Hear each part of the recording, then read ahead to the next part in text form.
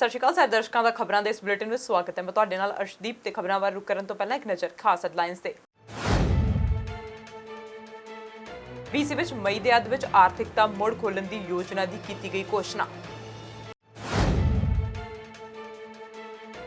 Vancouver police ਨੇ ਜ਼ਬਤ ਕੀਤੇ ਨਸ਼ੀਲੇ ਪਦਾਰਥ ਅਤੇ ਹਥਿਆਰ। ਅਸੌਲਟ ਹਥਿਆਰਾਂ ਉੱਤੇ ਪਾਬੰਦੀ ਲਗਾਉਣ ਦੇ ਲਿਬਰਲ ਸਰਕਾਰ ਦੇ ਪ੍ਰਸਤਾਵ ਉੱਤੇ ਵਿਰੋਧੀ ਪਾਰਟੀਆਂ ਨੂੰ ਇਤਰਾਜ਼। ਟਰੰਪ ਨੇ ਕੋਰੋਨਾ ਵਾਇਰਸ ਟਾਸਕ ਫੋਰਸ ਦੀ ਕੀਤੀ ਪ੍ਰਸ਼ੰਸਾ। ਕੇਅਰ ਸਟਾਰਮਰ ਦੀ PMQs ਦੇ ਦੌਰਾਨ ਬੋਰਿਸ ਜੌਨਸਨ ਦੇ ਨਾਲ ਹੋਈ ਪਹਿਲੀ ਬਹਿਸ। ਸੰਯੁਕਤ ਰਾਸ਼ਟਰ ਦੇ ਮੁਖੀ ਨੇ ਅਪਾਹਜ ਵਿਅਕਤੀਆਂ ਤੇ COVID-19 ਤੇ ਨੀਤੀ ਸੰਖੇਪ ਦੀ ਸ਼ੁਰੂਆਤ ਸਮੇਂ ਦਿੱਤਾ ਸੰਦੇਸ਼। ਹੁਣ ਰੁਕ ਕਰਦੇ ਹਾਂ ਮੁੱਖ ਖਬਰਾਂ ਵੱਲ। ਪ੍ਰੀਮੀਅਰ ਜੌਨ ਹੋਰਗਨ ਨੇ ਬੁੱਧਵਾਰ ਨੂੰ BC ਦੀ ਆਰਥਿਕਤਾ, ਸਕੂਲ ਅਤੇ ਸਿਹਤ ਸੇਵਾਵਾਂ ਦੇ ਹਿੱਸੇ ਮੁੜ ਖੋਲ੍ਹਣ ਲਈ ਪੜਾਅਵਾਰ ਪਹੁੰਚ ਅਪਣਾਈ ਹੈ, ਜਿਸ ਲਈ ਮਈ ਦੇ ਅੱਧ ਤੱਕ ਕੁਝ ਪਾਬੰਦੀਆਂ ਹਟਾ ਦਿੱਤੀਆਂ ਜਾਣਗੀਆਂ। ਬ੍ਰਿਟਿਸ਼ ਕੋਲੰਬੀਆ ਵਿੱਚ ਮਈ ਦੇ ਅੱਧ ਤੋਂ ਬਹੁਤ ਸਾਰੀਆਂ ਸੇਵਾਵਾਂ ਖੋਲ੍ਹੀਆਂ ਜਾ ਰਹੀਆਂ ਹਨ। ਲੋਕਾਂ ਨੂੰ ਆਪਸੀ ਦੂਰੀ ਅਤੇ ਹੋਰ ਸਾਵਧਾਨੀਆਂ ਦਾ ਵਿਸ਼ੇਸ਼ ਖਿਆਲ ਰੱਖਣ ਲਈ ਵੀ ਕਿਹਾ ਜਾ ਰਿਹਾ ਹੈ। ਅਜਿਹਾ ਸੂਬੇ ਵਿੱਚ ਕੋਰੋਨਾ ਵਾਇਰਸ ਨੂੰ ਵੱਡੀ ਹੱਦ ਤੱਕ ਕਾਬੂ ਕਰ ਲੈਣ ਤੋਂ ਬਾਅਦ ਕੀਤਾ ਗਿਆ। 2 ਤੋਂ 6 ਲੋਕ ਇਕੱਠੇ ਹੋ ਸਕਣਗੇ। ਵਿਕਟੋਰੀਆ ਦਿਵਸ ਦੇ ਲੌਂਗ ਵੀਕਐਂਡ ਦੇ ਅੰਤ ਵਿੱਚ ਛੋਟੀਆਂ ਡਿਨਰ ਪਾਰਟੀਜ਼, ਬਾਰਬੀਕਿਊ ਅਤੇ ਪਰਿਵਾਰ BC ਵਿੱਚ ਮਿਲ ਸਕਣਗੇ। ਹਾਲਾਂਕਿ ਵਾਲ ਕਟਵਾਉਣ, ਚੌਨਵੀਆਂ ਸਰਜਰੀਆਂ ਕਰਵਾਉਣ ਅਤੇ ਦੰਦਾਂ ਦੇ ਡਾਕਟਰਸ ਦੀਆਂ ਮੁਲਾਕਾਤਾਂ ਥੋੜੇ ਹਫ਼ਤਿਆਂ ਦੇ ਅੰਦਰ ਦੁਬਾਰਾ ਉਪਲਬਧ ਹੋ ਸਕਦੀਆਂ ਹਨ। ਸੂਬਾਈ ਪਾਰਕ 14 ਮਈ ਨੂੰ ਦਿਨ ਦੀ ਵਰਤੋਂ ਦੇ ਲਈ ਖੁੱਲ੍ਹਣ ਦੀ ਉਮੀਦ ਕੀਤੀ ਜਾ ਰਹੀ ਹੈ। I'm inspired by neighbors helping neighbors. I'm inspired by artists and musicians lifting our spirits. It's because of that collective effort and sacrifice that we've been able to flatten the curve and save thousands of lives.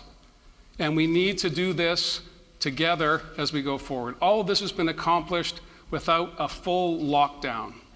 Thanks to the leadership and wisdom of Dr. Henry and Minister Dix, we put in place in British Columbia a plan that has slowed the growth of the virus and put us in a place for a safe restart of our economy.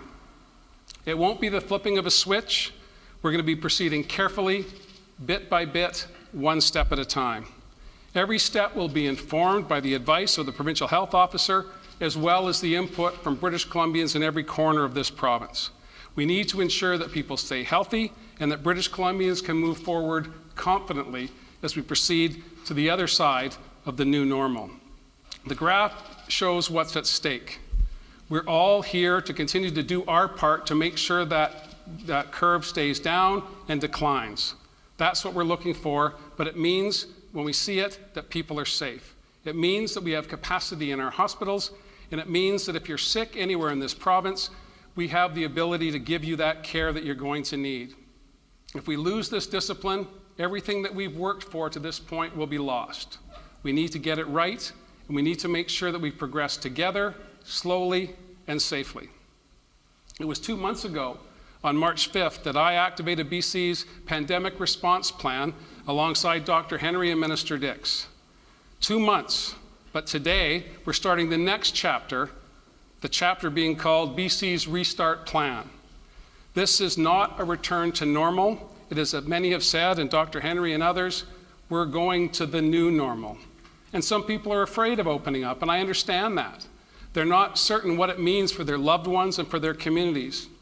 But we still need to make sure we're bracing to protect each other from this desperate virus.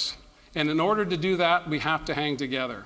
And that includes rural and remote communities who don't know what this virus will do as it proceeds through the province. It means that Indigenous communities that are concerned about devastation from past pandemics, they look to their elders and their knowledge keepers and say, how do we keep them safe in this environment? It's okay to be concerned. It's understandable to be concerned. We're here to reassure you that we're going to do everything we can to help. We're going to do everything we can to keep you safe. BC's Restart Plan is informed by health experts, common sense, and practical decision making. We will not move ahead unless it's safe to do so. The restart will happen in phases, spaced out over intervals of 2 to 4 weeks. One of the three areas that we're going to be focusing on are personal care. Everyone must keep doing what we have been doing to stop the spread. That means washing your hands, keeping safe social distancing. As we social interaction with other people, we need to make sure that our connections with each other are safe. And as we conduct economic activity, businesses and services that become available have to be phased in as part of this plan. The good news is we're already at phase one. This is because BC did not completely shut down. Many jurisdictions are only now returning to the place that BC has been at for some time. ਉੱਤਰੀ Vancouver ਦੇ Lynn ਵੈਲੀ care centre ਵਿੱਚ BC ਵਿੱਚ ਸਭ ਤੋਂ ਜ਼ਿਆਦਾ ਬਜ਼ੁਰਗਾਂ ਤੇ corona virus ਦਾ ਪ੍ਰਕੋਪ ਸੀ ਅਤੇ ਕੈਨੇਡਾ ਦੀ ਪਹਿਲੀ ਕਰੋਨਾ ਵਾਇਰਸ ਮੌਤ ਇੱਥੇ ਹੀ ਹੋਈ ਸੀ। ਇੱਕ ਆਦਮੀ ਦਾ 8 ਮਾਰਚ ਨੂੰ ਦੇਹਾਂਤ ਹੋਇਆ ਸੀ। ਸਭ ਤੋਂ ਜ਼ਿਆਦਾ ਕੇਸ ਵੀ ਇੱਥੇ ਹੀ ਪਾਏ ਗਏ ਸਨ। ਪਿਛਲੇ 28 ਦਿਨਾਂ ਵਿੱਚ ਕਿਸੇ ਵੀ ਨਵੇਂ ਕੇਸ ਦੀ ਪੁਸ਼ਟੀ ਇਸ ਕੇਅਰ ਸੈਂਟਰ ਵਿੱਚ ਨਹੀਂ ਹੋਈ ਹੈ। ਵੈਨਕੂਵਰ ਕੋਸਟਲ ਹੈਲਥ ਦੇ ਮੈਡੀਕਲ ਸਿਹਤ ਅਧਿਕਾਰੀ ਨੇ ਆਖਿਆ ਕਿ ਸਾਨੂੰ ਪੂਰਾ ਭਰੋਸਾ ਹੈ ਕਿ ਇਸ ਸਹੂਲਤ ਦੇ ਅੰਦਰ ਇਸ ਵੇਲੇ ਕੋਈ ਵੀ COVID-19 ਸੰਕਰਮਣ ਨਹੀਂ ਹੋ ਰਿਹਾ। ਘੋਸ਼ਣਾ ਨੇ ਲਿਨ ਵੈਲੀ ਕੇਅਰ ਸੈਂਟਰ ਨੂੰ ਸਾਵਧਾਨੀ ਅਤੇ ਆਸ਼ਾਵਾਦੀ ਛੱਡ ਦਿੱਤਾ ਹੈ। ਹੁਣ ਪੂਰੀ ਟੀਮ ਜਸ਼ਨ ਮਨਾ ਰਹੀ ਹੈ। ਪੂਰੇ ਲੋਕ ਕੇਅਰ ਸੈਂਟਰ ਦੇ ਲੋਕ ਜਸ਼ਨ ਮਨਾ ਰਹੇ ਹਨ, ਪਰ ਅਜੇ ਵੀ ਚੌਕਸੀ ਰੱਖਣ ਦੀ ਲੋੜ ਹੈ। And so that's why our staff is so happy because after about 2 months now, we finally got a clear of COVID-19. So we do not have any active cases now of COVID-19 for 28 days. So our last case was actually April 6. We have no active cases, so everybody is cleared of COVID-19. So this is how is the criteria that they use to clear us to declare that we are COVID-free. So this is why we say we've been outlifted. The outbreak has been lifted. I think teamwork, a lot of hard work and dedicated staff, support from the community, Vancouver Coastal, public health, families, a lot of people have made a lot of sacrifices. We work long hours and a lot of fear going in. As you can imagine, it's the unknown. And we work really hard, but we know what we need to do, and we actually persevere and support each other throughout the entire journey. Actually, business as usual. We are still not allowing visitors to come in because Order 1 is still in place, and we will open our visitation cautiously. It is going to be a new. Everybody's just new, new beginning, and everything will be cautiously, and we'll be working very closely with Vancouver Coastal and Public Health to plan our next step.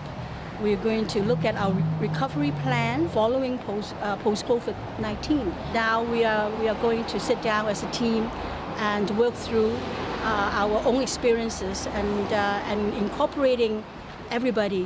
How is the family fare? Being not able to see their loved ones. Vancouver police ਵਿਭਾਗ ਦੇ ਸੰਗਠਿਤ ਅਪਰਾਧ ਵਿਭਾਗ ਦੇ ਮੁਖੀ ਦਾ ਕਹਿਣਾ ਕਿ ਸੰਗਠਿਤ ਅਪਰਾਧੀਆਂ ਤੇ ਨਸ਼ਿਆਂ ਦੇ ਗਿਰੋਹਾਂ ਨੇ COVID-19 ਮਹਾਮਾਰੀ ਦੇ ਦੌਰਾਨ ਆਪਣੇ ਨਾਜਾਇਜ਼ ਕੰਮਾਂ ਨੂੰ ਚੱਲਦਾ ਰੱਖਿਆ। ਇੰਸਪੈਕਟਰ ਬਿਲ ਸਪੀਰਨ ਨੇ ਪ੍ਰਮਾਣ ਦੇ ਤੌਰ ਤੇ $3 ਮਿਲੀਅਨ ਦੇ ਮੁੱਲ ਦੇ ਨਾਲ ਇੱਕ ਪ੍ਰਮੁੱਖ VPD ਡਰੱਗ ਸਪਲਾਇਰ ਦੇ ਵੱਲ ਇਸ਼ਾਰਾ ਕੀਤਾ। BC ਸਮਾਜਿਕ ਦੂਰੀਆਂ ਬੰਦ ਹੋਣ ਅਤੇ ਵਾਇਰਸ ਦੇ ਫੈਲਣ ਨੂੰ ਸੀਮਿਤ ਕਰਨ ਦੇ ਹੋਰ ਉਪਾਵਾਂ ਦੇ ਬਾਵਜੂਦ ਨਸ਼ਿਆਂ ਦਾ ਕਾਰੋਬਾਰ ਚੱਲ ਰਿਹਾ ਹੈ। ਸਪੈਰਨ ਨੇ ਬੁੱਧਵਾਰ ਨੂੰ ਆਖਿਆ ਕਿ ਫੈਂਟਨਿਲ, ਕੋਕੇਨ, ਮੈਥਾਫੈਂਟਾਮਾਈਨ ਨਾਲ ਭਰੇ ਵੱਡੇ ਪਲਾਸਟਿਕ ਬੈਗ, ਭੰਗ ਅਤੇ ਹਥਿਆਰਾਂ ਦੇ ਨਾਲ ਇੱਕ ਟੇਬਲ ਜ਼ਬਤ ਕੀਤਾ ਗਿਆ। This investigation targeted Vancouver residents engaged in the distribution of illicit fentanyl and culminated in the execution of 5 search warrants on Wednesday, April the 29th. 4 of these search warrants were executed in Vancouver, all within the southeast district of the city, at a residential home, an apartment, a commercial premise, and a commercial storage locker. The 5th search warrant was executed at a commercial warehouse in Richmond. 8 people were found inside these locations. They were arrested and later released without charges. The investigation continues, and we'll be recommending a number of charges in the coming months. This was truly a collaborative effort involving officers from the organized crime section, emergency response team, and patrol officers. It's led to a substantial seizure of drugs and firearms that you see here, and they include 8 P80 9mm handguns, 2 50-round drum magazines for 9mm ammunition, 20 kilos of a substance that has presumptively analyzed as fentanyl, pending confirmatory analysis by Health Canada, 6 kilos of methamphetamine, 13 kilos of cannabis shatter, 320 kilos of dried cannabis, 26 kilos of a cutting agent used to dilute street drugs, and 2 vehicles. We estimate the bulk value of this to be approximately $3 million. At the street level, this value would be significantly higher. I would consider this a significant seizure. As you can see, a number of very dangerous firearms have been taken off the streets. This is also a significant amount of fentanyl that's been seized, and the drug continues to be at the core of our ongoing opioid crisis. This is probably the most fentanyl I've seen in one spot in my 24 years of drug enforcement. Liberals ਦੀ ਘੱਟ ਗਿਣਤੀ ਸਰਕਾਰ ਵੱਲੋਂ military style ਹਥਿਆਰਾਂ ਉੱਤੇ ਪਾਬੰਦੀ ਲਗਾਏ ਜਾਣ ਦੀ ਪੈਰਵੀ ਕੀਤੇ ਜਾਣ ਦੇ ਮਾਮਲੇ ਵਿੱਚ ਵਿਰੋਧੀ ਪਾਰਟੀਆਂ ਵੱਲੋਂ ਕਿੰਤੂ ਕੀਤਾ ਜਾ ਰਿਹਾ ਹੈ। ਜਿਨ੍ਹਾਂ ਲੋਕਾਂ ਕੋਲ ਇਹ ਹਥਿਆਰ ਇਸ ਸਮੇਂ ਹਨ, ਉਹਨਾਂ ਨੂੰ ਇਹ ਹਥਿਆਰ ਆਪਣੇ ਕੋਲ ਹੀ ਰੱਖਣ ਦੀ ਲਿਬਰਲਸ ਦੀ ਯੋਜਨਾ ਉੱਤੇ ਬਲਾਕ ਕਿਊਬੈਕਵਾ ਵੱਲੋਂ ਸਖਤ ਇਤਰਾਜ਼ ਪ੍ਰਗਟਾਇਆ ਗਿਆ ਅਤੇ ਐਨਡੀਪੀ ਵੱਲੋਂ ਇਸ ਮਾਮਲੇ ਵਿੱਚ ਲਿਬਰਲਸ ਤੋਂ ਸਫਾਈ ਮੰਗੀ ਜਾ ਰਹੀ ਹੈ। 1 ਮਈ ਨੂੰ ਪ੍ਰਧਾਨ ਮੰਤਰੀ ਜਸਟਿਨ ਟਰੂਡੋ ਵੱਲੋਂ ਗਨ ਕੰਟਰੋਲ ਲੈਜਿਸਲੇਸ਼ਨ ਲਿਆਉਣ ਤੇ ਕੀਤੇ ਗਏ ਵਾਅਦੇ ਲਈ ਲਿਬਰਲਸ ਨੂੰ ਘੱਟੋ-ਘੱਟ ਇੱਕ ਵਿਰੋਧੀ ਪਾਰਟੀ ਦੇ ਸਮਰਥਨ ਦੀ ਲੋੜ ਹੈ। ਉਦੋਂ ਜਸਟਿਨ ਟਰੂਡੋ ਨੇ ਆਖਿਆ ਸੀ ਕਿ ਉਹਨਾਂ ਦੀ ਸਰਕਾਰ ਰੈਗੂਲੇਟਰੀ ਤਬਦੀਲੀ ਰਾਹੀਂ 1500 ਕਿਸਮ ਦੇ ਹਥਿਆਰਾਂ ਦੀ ਵਿਕਰੀ ਤੇ ਵਰਤੋਂ ਦੇ ਉੱਤੇ ਪਾਬੰਦੀ ਲਗਾਵੇਗੀ। ਐਨਡੀਪੀ ਆਗੂ ਜਗਮੀਤ ਸਿੰਘ ਨੇ ਆਖਿਆ ਕਿ ਸਰਕਾਰ ਨੂੰ ਇਹ ਸਪਸ਼ਟ ਕਰਨਾ ਹੋਵੇਗਾ ਕਿ ਇਸ ਬਿੱਲ ਦੇ ਨਾਲ ਗਨ ਰੱਖਣ ਵਾਲੇ ਲੋਕ ਪਾਬੰਦੀਸ਼ੁਦਾ ਹਥਿਆਰਾਂ ਨੂੰ ਆਪਸ਼ਨਲ ਬਾਇਬੈਕ ਪਹਿਲ ਕਦਮੀ ਤਹਿਤ ਕਿਵੇਂ ਕੋਲ ਰੱਖ ਸਕਣਗੇ। ਪਿਛਲੇ ਹਫ਼ਤੇ ਅਧਿਕਾਰੀਆਂ ਨੇ ਆਖਿਆ ਸੀ ਕਿ ਸਰਕਾਰ ਅਜਿਹਾ ਪ੍ਰੋਗਰਾਮ ਤਿਆਰ ਕਰਨਾ ਚਾਹੁੰਦੀ ਹੈ ਜਿਸ ਨਾਲ ਲੋਕਾਂ ਕੋਲ ਪਹਿਲਾਂ ਤੋਂ ਹੀ ਮੌਜੂਦ ਪਾਬੰਦੀਸ਼ੁਦਾ ਹਥਿਆਰਾਂ ਨੂੰ ਆਪਣੇ ਕੋਲ ਰੱਖਣ ਦੀ ਇਜਾਜ਼ਤ ਦਿੱਤੀ ਜਾ ਸਕੇ। ਜਸਟਿਨ ਟਰੂਡੋ ਨੇ ਆਖਿਆ ਸੀ ਕਿ ਇਸ ਸੰਬੰਧੀ ਵਿਸਥਾਰਪੂਰਵਕ ਕੰਮ ਕੀਤਾ ਜਾ ਰਿਹਾ ਹੈ। ਐਨਡੀਪੀ ਆਗੂ ਜਗਮੀਤ ਸਿੰਘ ਨੇ ਆਖਿਆ ਕਿ ਇਸ ਤਰ੍ਹਾਂ ਦੀ ਬਿਆਨਬਾਜ਼ੀ ਦੇ ਕਾਰਨ ਕਈ ਜ਼ਿੰਮੇਵਾਰ ਗਨ ਓਨਰਸ ਕਨਫਿਊਜ਼ ਹੋ ਜਾਣਗੇ। We've always for a long time called on the importance of getting military assault style weapons off the streets. We support that, and we would support the government doing that, but it's not really clear what the government's doing. You know, a lot of people are worried about these type of weapons on the streets. There's been violence that has left many communities reeling, and I think of École Polytechnique and I think of Nova Scotia. So we absolutely need to get these type of weapons off the streets, but that's not what the government's really proposing. It's actually unclear, and it leaves legal gun owners also concerned about what's being proposed. So if the government's actually talking about getting them off the streets, we would support that.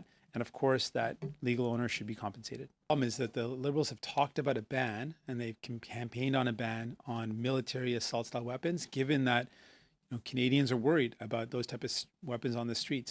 People have seen gun violence across their communities and are worried about these type of weapons on the streets. And New Democrats have clearly said we would support getting them off the streets. But it's not really clear that that's what the Liberals are proposing. It's not clear if they're actually proposing getting them off the streets. They're proposing something else, which is not really what it sounded like they were talking about during the campaign and 5 years ago. And so that's why I think creating some confusion. I leave it to the Liberals to clarify what they're actually saying. But New Democrats have been clear. We believe that these weapons should be off the streets. Okay. Ontario ਦੇ ਸਿਹਤ ਦੇ ਮੁੱਖ medical officer doctor David Williams ਅਤੇ ਸਿਹਤ ਦੇ ਸਹਿਯੋਗੀ ਮੁੱਖ medical officer doctor Barbara ਯਾਫੇ ਨੇ ਬੁੱਧਵਾਰ ਨੂੰ ਸੂਬੇ ਵਿੱਚ ਤਾਜ਼ਾ COVID-19 ਮਾਮਲਿਆਂ ਬਾਰੇ ਅਪਡੇਟ ਕੀਤੀ ਅਤੇ ਜਨ ਸਿਹਤ ਏਜੰਸੀ ਦੇ ਮਹਾਮਾਰੀ ਦੇ ਪ੍ਰਤੀ ਜਾਰੀ ਪ੍ਰਤੀਕਿਰਿਆ ਦੇ ਬਾਰੇ ਵਿਚਾਰ ਵਟਾਂਦਰੇ ਕੀਤੇ। ਯਾਫੇ ਨੇ ਨਵਲ ਕੋਰੋਨਾ ਵਾਇਰਸ ਦੇ 412 ਨਵੇਂ ਕੇਸਾਂ ਦੀ ਪੁਸ਼ਟੀ ਕੀਤੀ ਹੈ, ਜਿਸ ਨਾਲ ਪ੍ਰੋਵਿੰਸ਼ੀਅਲ ਕੁੱਲ 18,722 ਕੇਸ ਸਾਹਮਣੇ ਆਏ ਹਨ। ਮਰਨ ਵਾਲਿਆਂ ਦੀ ਗਿਣਤੀ ਵੱਧ ਕੇ 1,429 ਹੋ ਗਈ ਹੈ, ਕਿਉਂਕਿ 68 ਹੋਰ ਮੌਤਾਂ ਹੋਈਆਂ ਹਨ। ਇਸ ਦੌਰਾਨ COVID-19 ਤੋਂ 13,222 ਲੋਕ ਠੀਕ ਵੀ ਹੋਏ ਹਨ, ਜੋ ਕਿ ਕੁੱਲ ਕੇਸਾਂ ਦਾ 70.6% ਹੈ। ਬੁੱਧਵਾਰ ਦੀ ਰਿਪੋਰਟ ਵਿੱਚ ਕੁੱਲ ਸੰਚਲਿਤ ਮਾਮਲਿਆਂ ਦੇ ਵਿੱਚ 2.3% ਦਾ ਵਾਧਾ ਦਰਜ ਕੀਤਾ ਗਿਆ, ਜੋ ਕਿ ਸੂਬੇ ਦੇ ਹੇਠਾਂ ਵੱਲ ਰੁਝਾਨ ਦੇ ਹਿੱਸੇ ਵਜੋਂ ਇੱਕ ਘੱਟ ਵਿਕਾਸ ਦਰ ਹੈ। So good afternoon. As of 4 p.m. yesterday, 18,722 confirmed cases of COVID-19 reported in the IFIS database for Ontario. This is a slight increase from yesterday. We had 387 new ones. Today we have 412, but it's still generally in the same downward trend. We have 57% women, 44% people 60 years of age and over, and almost 61% of people living in the Greater Toronto Area. 16% of the cases, or 3,013, are now in healthcare workers. Again, a cumulative number, not representing those currently positive. We continue to see Ontarians recovering, which is great. Almost 71%, or 13,222, have recovered. Currently, 1,032 people in a hospital, which is a decrease of 11 from yesterday, and 219 are in ICU, which is a reduction of 4 from yesterday. Of those, 174 are on a ventilator. And tragically, we do continue to see deaths related to COVID-19. To date, 1,429 deaths, representing an increase of 68 from the previous report. With respect to long-term care homes, the Ministry of Long-Term Care is reporting 174 outbreaks, active outbreaks in long-term care homes. This has gone down by 1 from yesterday. 1,074 deaths reported among residents and 3 deaths among staff. With respect to retirement homes, according to the information from the Ministry of Seniors and Accessibility, which is provided to us by the Retirement Homes Regulatory Authority, 68 retirement homes are in outbreak. We have 150 deaths reported among residents. Laboratory tests, total completed so far in Ontario, 365,675. In the last 24 hours, 12,961 tests have been completed, almost 13,000. And we have 8,790 who are currently under investigation. ਇਸ ਦੇ ਨਾਲ ਰੁਕਦੇ ਹਾਂ commercial break ਦੇ ਲਈ ਤੁਸੀਂ ਬਣ ਰਹੋ ਸਾਡੇ ਨਾਲ।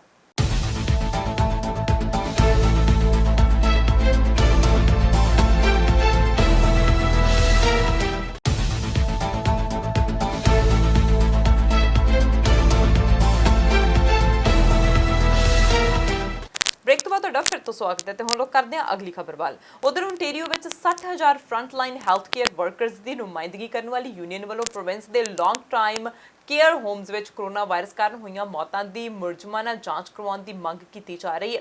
Service EMPLOYEES international union health care SEIU ਦੀ ਪ੍ਰੈਜ਼ੀਡੈਂਟ ਸ਼ਰਨਿਲ ਸਟੀਵਰਟ ਨੇ ਮੰਗਲਵਾਰ ਨੂੰ ਆਖਿਆ ਕਿ ਯੂਨੀਅਨ ਨੇ ਟੋਰਾਂਟੋ ਅਤੇ ਪੀਲ ਰੀਜਨਲ ਪੁਲਿਸ ਨੂੰ ਚਿੱਠੀ ਭੇਜ ਕੇ ਮੰਗ ਕੀਤੀ ਕਿ 3 ਪਰਸਨਲ ਕੇਅਰ ਵਰਕਰਸ ਦੀ ਹੋਈ ਮੌਤ ਦੇ ਮਾਮਲੇ ਵਿੱਚ ਜਾਂਚ ਸ਼ੁਰੂ ਕੀਤੀ ਜਾਵੇ। ਸਟੀਵਰਟ ਨੇ ਅੱਜ ਆਖਿਆ ਕਿ ਉਹਨਾਂ ਦੇ ਹਿਸਾਬ ਨਾਲ ਇਹ ਮੌਤਾਂ ਟਲ ਸਕਦੀਆਂ ਸਨ। ਸਟੀਵਰਟ ਨੇ ਆਖਿਆ ਕਿ ਕੀ ਇਹ ਲੋਕ ਆਪਣੇ ਲੌਂਗ ਟਰਮ ਕੇਅਰ ਹੋਮ ਦੇ ਵਿੱਚ ਪੂਰੀ ਤਰ੍ਹਾਂ ਮਹਿਫੂਜ਼ ਸਨ। ਅਸੀਂ ਚਾਹੁੰਦੇ ਹਾਂ ਕਿ ਉਹ ਹੈਲਥ ਅਤੇ ਸੇਫਟੀ ਦੇ ਵੱਲ ਧਿਆਨ ਕਰਨ। ਇਹਨਾਂ 3 ਮੌਤਾਂ ਨੂੰ ਰੋਕਣ ਦੇ ਲਈ ਜੋ ਉਹਨਾਂ ਨੂੰ ਕਰਨਾ ਚਾਹੀਦਾ ਸੀ, ਸਾਡੇ ਮੁਤਾਬਿਕ ਉਹ ਸਭ ਨਹੀਂ ਕੀਤਾ ਗਿਆ। ਜਾਰੀ ਕੀਤੀ ਗਈ ਇੱਕ ਰਿਲੀਜ਼ ਵਿੱਚ SEIU ਨੇ ਆਖਿਆ ਕਿ ਉਹਨਾਂ ਵੱਲੋਂ ਪ੍ਰੀਮੀਅਰ ਡਗਫੋਰਡ ਦੀ ਸਰਕਾਰ ਨੂੰ ਵੀ ਇਸ ਮਾਮਲੇ ਦੀ ਜਨਤਕ ਇਨਕੁਆਇਰੀ ਕਰਵਾਉਣ ਦੇ ਲਈ ਆਖਿਆ ਗਿਆ। ਯੂਨੀਅਨ ਇਹ ਵੀ ਚਾਹੁੰਦੀ ਹੈ ਕਿ ਚੀਫ ਕੋਰਨਰ ਆਫਿਸ ਵੀ ਇਹਨਾਂ ਮੌਤਾਂ ਦੇ ਮਾਮਲੇ ਵੱਲ ਧਿਆਨ ਦੇਵੇ।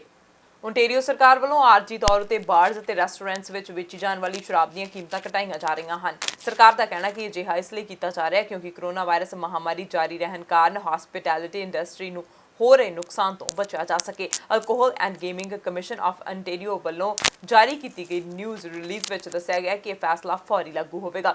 ਵਿਸਕੀ, ਜਿਨ, ਰਮ ਅਤੇ ਸ਼ਰਾਬ ਦੀਆਂ ਹੋਰਨਾਂ ਕਿਸਮਾਂ ਦੀਆਂ ਕੀਮਤਾਂ ਇਸ ਸਮੇਂ ਜੋ ਕਿ 29 ml ਲਈ ਘੱਟ ਤੋਂ ਘੱਟ $2 ਹਨ, ਨਾਲੋਂ ਘਟਾ ਕੇ 29 ml ਲਈ $1.34 ਹੋ ਜਾਣਗੀਆਂ। ਸ਼ਰਾਬ ਨੂੰ ਵਧੇਰੇ ਸਸਤਾ ਕਰਕੇ ਸਰਕਾਰ ਰੈਸਟੋਰੈਂਟਸ, ਬਾਰਜ਼ ਅਤੇ ਹੋਰ ਅਦਾਰਿਆਂ ਦੀ ਮਦਦ ਕਰਨਾ ਚਾਹੁੰਦੀ ਹੈ। ਇਹ ਸਪਸ਼ਟ ਕੀਤਾ ਗਿਆ ਕਿ ਇਹ ਕੀਮਤਾਂ ਸਿਰਫ ਬਾਰਜ਼ ਵਿੱਚ ਆਉਣ ਵਾਲੇ ਫੂਡ ਸੰਬੰਧੀ ਟੇਕ ਆਊਟ ਤੇ ਡਿਲੀਵਰੀ ਆਰਡਰਸ ਦੇ ਵਿੱਚ ਹੀ ਲਾਗੂ ਹੋਣਗੀਆਂ। ਇਹ ਮਾਪਦੰਡ 1 ਜਨਵਰੀ 2021 ਨੂੰ ਐਕਸਪਾਇਰ ਹੋ ਜਾਣਗੇ। COVID-19 ਦੇ ਇਸ ਸਮੇਂ ਵਿੱਚ ਹਰ ਕੋਈ ਆਪਣੇ ਹਿਸਾਬ ਦੇ ਨਾਲ ਲੋੜਵੰਦਾਂ ਦੀ ਮਦਦ ਕਰ ਰਿਹਾ ਹੈ। ਮਿਸੀਸਾਗਾ ਮਾਲਟਨ ਤੋਂ MPP ਦੀਪਕ ਆਨੰਦ ਵੱਲੋਂ ਵੋਲੰਟੀਅਰਸ ਦੇ ਸਹਿਯੋਗ ਨਾਲ ਸਹਾਇਤਾ ਕੀਤੀ ਜਾ ਰਹੀ ਹੈ, ਜਿਨ੍ਹਾਂ ਇਸ ਮੁਹਿੰਮ ਦੇ ਨਾਲ ਹੋਰ ਲੋਕਾਂ ਨੂੰ ਜੁੜਨ ਦੀ ਅਪੀਲ ਵੀ ਕੀਤੀ। Hi, my name is Deepak Anand, MPP Mississauga Malton. As you can see, social distancing, wearing masks, wearing gloves has become a new normal, new routine. But what has become out of this whole thing is another new normal, a new routine is helping everybody, Ontario spirit. So as you can see, we talked about many in the past, but we want to talk about Kulvinder today. Kulvinder, thank you so much for doing what you're doing. But just a quick question, why are you doing this? Absolutely. Well, you know what? These are really challenging times, and we are all facing difficult times. So one way to give back to your community is really to volunteer, and as much as you can. And I'm really actually grateful to you for this opportunity to help as much as I can, to those who are actually in need and are looking for some help. Thank you so much. And again, as I said, I mean, in the past as well, you know what? This is the time when we have a problem, we come together, we stand shoulder to shoulder and help each other. If you want to join us, please call our office 905-696-0367. And thank you to the wonderful volunteers like Vinder we have. Thank you so much. Alberta ਵਿੱਚ corona virus ਸੰਬੰਧੀ ਕੀਤੇ ਜਾ ਰਹੇ test ਸੰਬੰਧੀ ਨਵੀਆਂ ਹਦਾਇਤਾਂ ਜਾਰੀ ਕੀਤੀਆਂ ਜਾ ਰਹੀਆਂ ਹਨ, ਜਿਸ ਬਾਰੇ chief medical officer of health ਨੇ ਸੂਬਾਈ ਸੰਬੋਧਨ ਦੇ ਦੌਰਾਨ ਵਿਸਥਾਰ ਵਿੱਚ ਦੱਸਿਆ।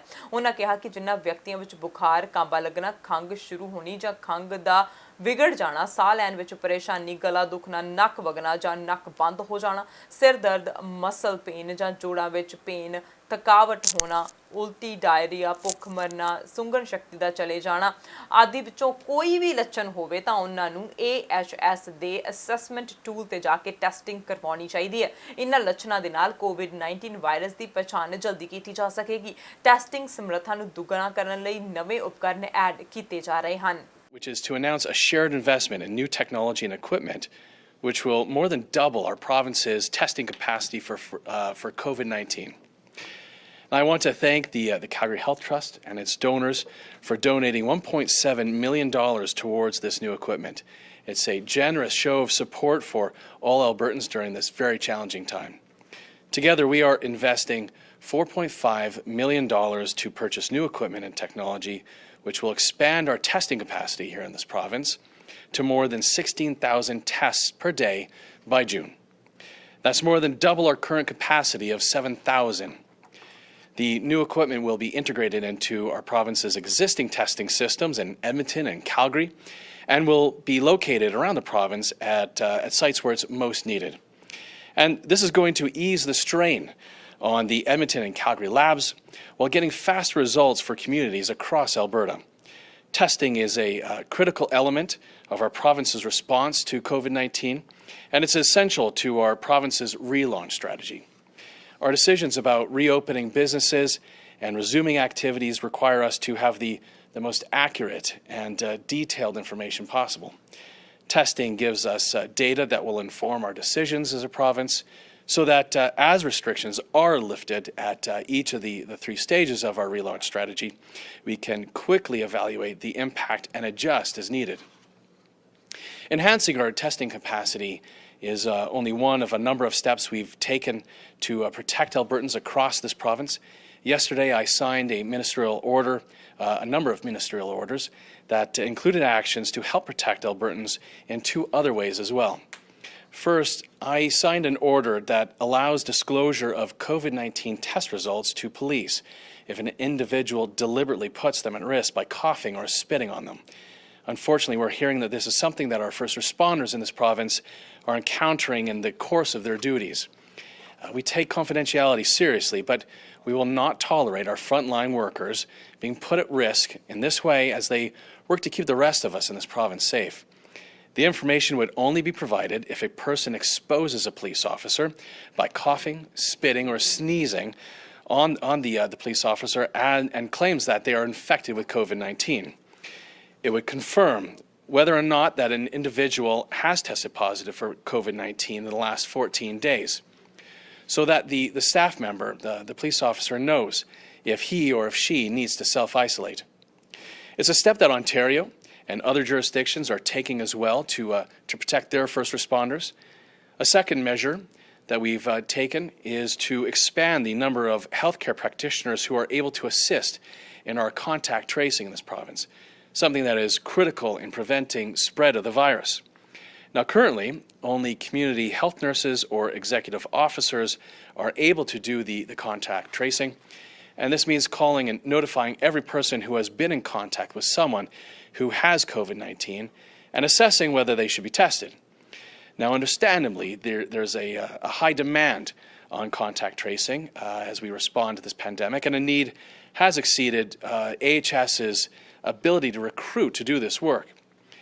will now allow other practitioners to perform these duties, including chiropractors, paramedics, respiratory therapists, physiotherapists, psychiatric nurses, LPNs, pharmacists, as well as dental hygienists. Now, regardless of their previous health experience, all contact tracers must complete training to take on this role, and AHS will supervise alternate contact tracers to assure the contact tracing process remains efficient and effective. We know that contact tracing in this province is an effective way to identify who has COVID-19 and to reduce transmission. Now, last week, Dr. Hinshaw announced the launch of the Alberta Trace Together app. The app was developed in a way that protects personal data while helping us save lives with our cell phones. The more Albertans who download it and use it, the better we can protect people in this province from being unknowingly exposed and possibly spreading the virus. To date, more than 120,000 Albertans have downloaded the app, and I encourage everyone to do so to protect both themselves and their community. ਤੇ ਉਧਰ America ਦੇ ਰਾਸ਼ਟਰਪਤੀ Donald Trump ਨੇ ਬੀਤੇ ਦਿਨ ਇੱਕ mask ਬਣਾਉਣ ਵਾਲੀ ਫੈਕਟਰੀ ਵਿੱਚ ਦੌਰਾ ਕੀਤਾ ਸੀ। ਕੋਰੋਨਾ ਵਾਇਰਸ ਸੰਕਟ ਅਤੇ ਲਾਕਡਾਊਨ ਦੀ ਸਥਿਤੀ ਕਾਰਨ ਲੰਬੇ ਸਮੇਂ ਬਾਅਦ ਟਰੰਪ ਨੇ ਬਾਹਰ ਦਾ ਦੌਰਾ ਕੀਤਾ। ਹਾਲਾਂਕਿ ਇਸ ਸਮੇਂ ਡੋਨਲਡ ਟਰੰਪ ਮਾਸਕ ਪਾਉਣਾ ਜ਼ਰੂਰੀ ਨਹੀਂ ਸਮਝਿਆ। ਉਹਨਾਂ ਨੇ ਉਹਨਾਂ ਦੀ ਆਲੋਚਨਾ ਕੀਤੀ। ਡੋਨਲਡ ਟਰੰਪ ਮਾਸਕ ਬਣਾਉਣ ਵਾਲੀ ਫੈਕਟਰੀ ਵਿੱਚ ਗਏ। ਇੱਥੇ ਉਹਨਾਂ ਮਾਸਕ ਦੇ ਗੁਣਾਂ ਬਾਰੇ ਦੱਸਿਆ, ਪਰ ਇਸ ਸਮੇਂ ਦੌਰਾਨ ਉਹਨਾਂ ਖੁਦ ਮਾਸਕ ਨਹੀਂ ਪਾਇਆ। ਟਰੰਪ ਦੀ ਇਸ ਗਲਤੀ ਤੇ ਵਿਰੋਧੀ ਧਿਰ ਨੇ ਵੀ ਤਾਂਚ ਕੱਸਿਆ। ਲੋਕ ਉਹਨਾਂ ਨੂੰ ਟ੍ਰੋਲ ਕਰ ਰਹੇ ਹਨ। ਅਮਰੀਕੀ ਰਾਸ਼ਟਰਪਤੀ ਨੇ ਐਰੀਜ਼ੋਨਾ ਦੇ ਵਿੱਚ ਮਾਸਕ ਬਣਾਉਣ ਵਾਲੀ ਨਵੀਂ ਫੈਕਟਰੀ ਦਾ ਦੌਰਾ ਕੀਤਾ। ਟਰੰਪ ਲਗਭਗ 2 ਮਹੀਨਿਆਂ ਬਾਅਦ ਬਾਹਰ ਨਿਕਲੇ ਸਨ। ਇਸ ਫੈਕਟਰੀ ਵਿੱਚ N95 ਮਾਸਕ ਬਣਾਏ ਜਾ ਰਹੇ ਹਨ, ਜੋ ਸਿਹਤ ਕਰਮਚਾਰੀਆਂ ਲਈ ਕਾਫੀ ਜ਼ਰੂਰੀ ਹਨ। ਇਸ ਫੈਕਟਰੀ ਨੂੰ 5 ਹਫ਼ਤਿਆਂ ਤੋਂ ਵੀ ਘੱਟ ਸਮੇਂ ਵਿੱਚ ਤਿਆਰ ਕੀਤਾ ਗਿਆ। ਅਮਰੀਕਾ ਵਿੱਚ ਲਗਾਤਾਰ ਵੱਧਦੇ ਮਾਮਲਿਆਂ ਕਾਰਨ ਮਾਸਕ ਸਣੇ ਸਿਹਤ ਦੇ ਹੋਰ ਉਪਕਰਨਾਂ ਦੀ ਕਮੀ ਹੋ ਰਹੀ ਸੀ। ਤਦ ਹੀ ਇਸ ਤਰ੍ਹਾਂ ਦੀਆਂ ਫੈਕਟਰੀਆਂ ਬਣਾਈਆਂ ਗਈਆਂ ਹਨ ਜੋ ਜਲਦ ਤੋਂ ਜਲਦ ਪ੍ਰੋਡਕਸ਼ਨ ਵਧਾ ਸਕਣ। ਟਰੰਪ ਨੇ ਭਾਵੇਂ ਹੀ ਇੱਥੇ ਮਾਸਕ ਨਹੀਂ ਪਾਇਆ, ਪਰ ਉਹ ਇੱਕ ਚਸ਼ਮਾ ਪਾ ਕੇ ਜ਼ਰੂਰ ਆਏ ਸਨ। ਟਰੰਪ ਜਿਸ ਥਾਂ ਤੇ ਘੁੰਮ ਰਹੇ ਸਨ, ਉੱਥੇ ਨੋਟਿਸ ਬੋਰਡ ਤੇ ਲਿਖਿਆ ਸੀ ਕਿ ਮਾਸਕ ਪਾਉਣਾ ਜ਼ਰੂਰੀ ਹੈ। ਸਿਰਫ ਟਰੰਪ ਹੀ ਨਹੀਂ, ਬਲਕਿ ਹਨੀਵੈਲ ਕੰਪਨੀ ਦੇ CEO JDS, ਵਾਈਟ ਹਾਊਸ ਦੇ ਚੀਫ ਸਟਾਫ ਮਾਰਕ ਦੇ ਸਣੇ ਹੋਰ ਅਧਿਕਾਰੀਆਂ ਨੇ ਵੀ ਮਾਸਕ ਨਹੀਂ ਪਾਏ ਸਨ। ਵਿਰੋਧੀ ਪਾਰਟੀ ਦਾ ਕਹਿਣਾ ਕਿ ਜਦ ਦੇਸ਼ ਦਾ ਰਾਸ਼ਟਰਪਤੀ ਮਾਸਕ ਨਹੀਂ ਪਾ ਰਿਹਾ ਤਾਂ ਹੋਰ ਲੋਕ ਕਿਵੇਂ ਇਸ ਨਿਯਮ ਦੀ ਪਾਲਣਾ ਕਰਨਗੇ। I think that as far as the task force, Mike Pence and the task force have done a great job, but we're now looking at a little bit of a different form, and that form is safety and opening, and we'll have a different group probably set up for that. Are you saying mission accomplished? No, not at all. The mission accomplished is when it's over. When it's over, Jim, mission accomplished. No, I wouldn't say that at all. The doctor is saying that there might be a recurrence of coronavirus in the fall.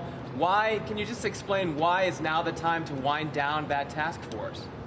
Well, because we can't keep our country closed for the next 5 years. You know, you could say there might be a recurrence, and there might be, and you know, most doctors or some doctors say that it will happen, and it'll be a flame, and we're going to put the flame.